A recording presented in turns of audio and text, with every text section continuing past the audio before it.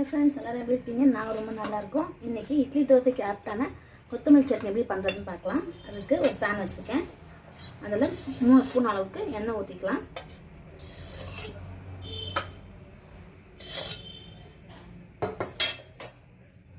கடுகு ஆட் பண்ணிக்கலாம். கடுகு வெடிக்கட்டும். கடுகு வெடிச்சிட்டு அது கூட 2 ஸ்பூன் அளவுக்கு உளுத்தம்பருப்பு ஆட் பண்ணிக்கோங்க. 1 ஸ்பூன் அளவுக்கு கடலைப்பருப்பு ஆட் பண்ணிக்கோங்க. உளுத்தம்பருப்பும் கடலைப்பருப்பும் சிவந்துருச்சு. இது கூட வெங்காயம் ஆட் பண்ணிக்கோங்க. வெங்காயம் கூட பச்சை மிளகாய் ஆட் பண்ணிக்கோங்க. நான் 2 பச்சை மிளகாய் எடுத்துருக்கேன்.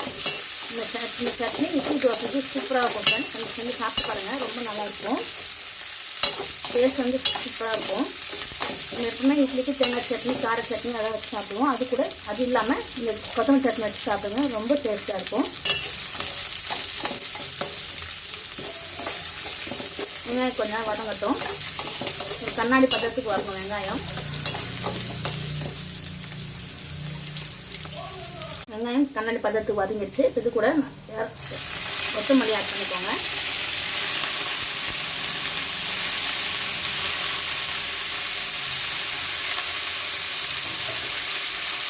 கொத்தமல்லி ஆட் பண்ணி ரொம்ப நேரம் வதக்கக்கூடாது. சும்மா 2 கழுத்து கழிச்சுட்டு ஆஃப் பண்ணிக்கோங்க.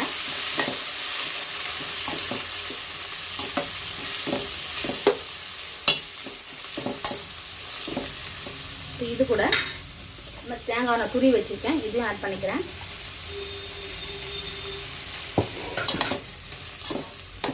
இதையும் ஆட் பண்ணிவிட்டு சும்மா ஒரு 2 பேட்டு பரட்டிட்டு ஸ்டவ் ஆஃப் பண்ணிடுங்க.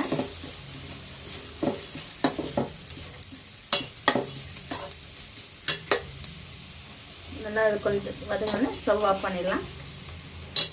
இதை போயிட்டு கொஞ்சம் ஆறுன பிறகு மிக்சியில் போட்டு நல்லா அரைச்சி எடுத்து வந்துடலாம் ஃப்ரெண்ட்ஸ். இப்போ நல்லா ஆறிட்டு மிக்ஸி ஜாருக்கு மாற்றிட்டு போய் அரைச்சிட்டு வந்துடலாம் ஃப்ரெண்ட்ஸ். கொத்தமல்லி சட்னி நம்ம ரெடி பண்ணிட்டோம். இட்லி தோசையில் வச்சு சாப்பிடுங்க, சூப்பராக இருக்கும் ஃப்ரெண்ட்ஸ்.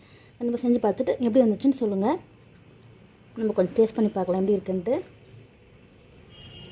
ஃப்ரெண்ட்ஸ் சூப்பராக ஃப்ரெண்ட்ஸ், கண்டிப்பாக செஞ்சு சாப்பிட்டு பாருங்கள்.